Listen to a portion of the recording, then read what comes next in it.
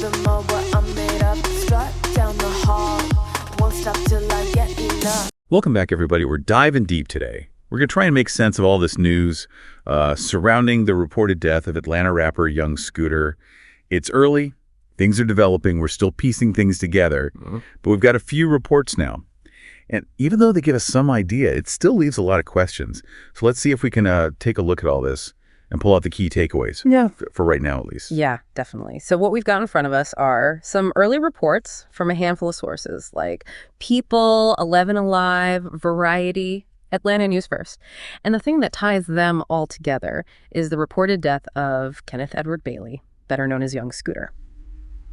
And what really adds to this whole thing, is that he was only 39 years old. And sadly, it seems this all happened on his birthday, March 28th. Wow. Yeah, that's tough. So let's start with how this even started coming up. The Atlanta Police Department, they held a press conference and talked about an incident that happened on William Nye Drive. What they said was a 39-year-old man died after he hurt his leg while he was running away from police. And this was all after a 911 call. Right. And what really jumps out at you is what that 911 call said. It said there was some kind of fight, shots being fired, a woman being dragged back into a house. It's a pretty intense situation. Right. You got to wonder what the police walked into when they got there. Absolutely, yeah. So according to the police, when they got to the house, a man opened the door, but then shut it right away, which already makes you think, what's going on? Then, after the police set up a perimeter, two men tried to run. And one of them did actually come back to the house. But the other guy, the one who ended up dying, he reportedly jumped over two fences to get away. That tells you something, right? Like how desperate he was to get out of there, maybe scared of something. Makes sense. So while he was jumping those fences, that's when he hurt his leg. The police report says they found him on the other side, saw he was hurt, and helped him right away. Then they took him to Grady Hospital. Yeah, and even with that, sadly, he was pronounced dead at the hospital. And this is where the whole thing about who he was starts to matter.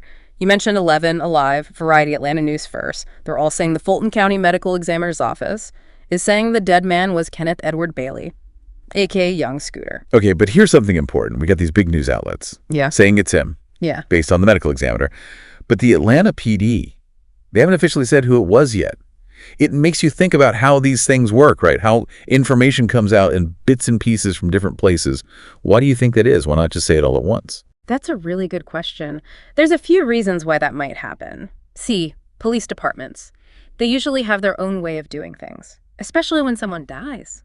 While they're around, they got to do their own checks, make sure everything's right, officially tell the family, and sometimes they need to make sure their investigation matches up with what they're saying publicly. The medical examiner, their job is different. They focus on who the person was and how they died, so they might be working on a different timeline, you know? I see. So even though it looks pretty sure from what everyone's saying, we're still waiting on the official word from the police. But it's not just who he was. There's other stuff missing from this whole story. The police said they couldn't find the woman, the one who was supposedly being dragged back into the house. That's a big loose end, and it's pretty worrying. For sure, and it's also strange why those two guys ran when the police showed up. Was it because of the fight? The woman? Or something else entirely? The police did say they didn't fire any shots, so whatever happened to Young Scooter's leg seems like it happened while he was trying to get away. So now, looking at what's happened since then, we are seeing people reacting to the news. And some confirmation, too, although not from the police officially yet. Atlanta News First is reporting that Young Scooter's family has confirmed it was him who died. So that adds another layer of certainty to everything, even without that official police statement. That's true, but here's the thing. We have the family saying it was him, we have the medical examiner saying it was him, but nobody's officially said how he died. The police mentioned his leg injury, but we don't know for sure if that's what killed him or if it was something else. It's a good reminder that these first reports, they only give you a general idea. The real details, those can take time. Exactly.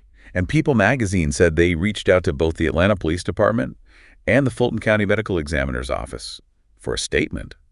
But as of their reporting, they hadn't heard back. So it's still ongoing. People are still trying to get the full story. Yeah, and like we often see in these situations, the news of Young Scooter's death has really hit people hard, especially other musicians. They're sharing their tributes.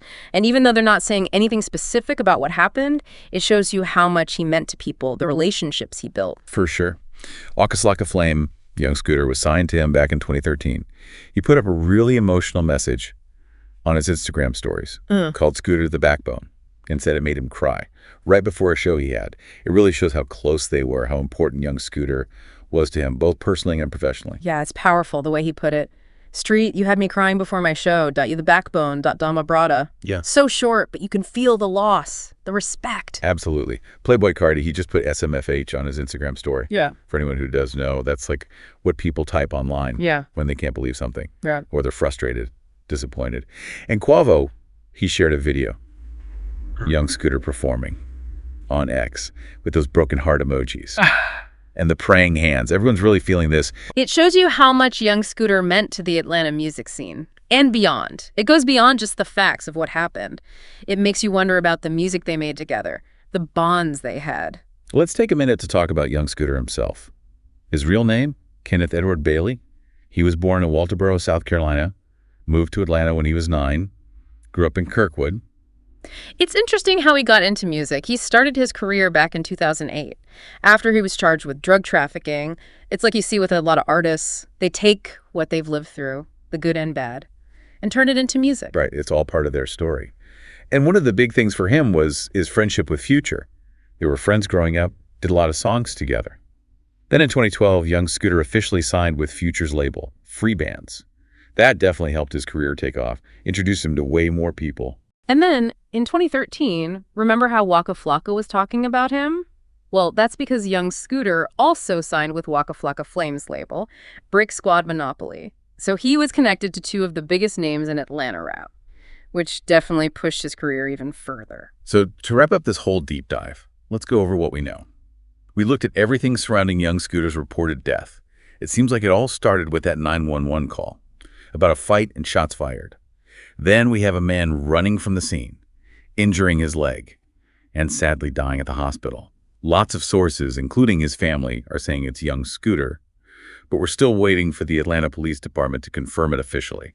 Exactly, and we also talked about the reactions from other artists. It really shows how much he influenced people.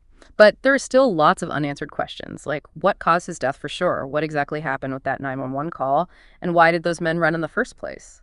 It's all still a bit unclear right now, based on what we've seen so far. This really shows how news works.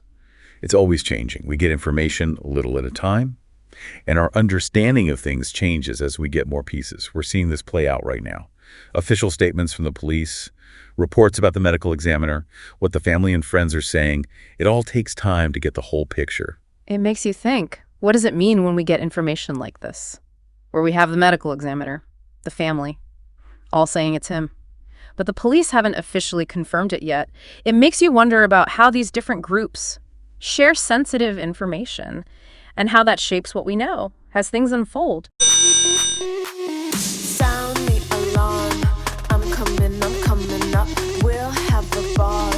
I'm sweet like a buttercup. You're a Barbie doll. Show them all what I'm made of. Strut down the hall. Won't stop till I get enough.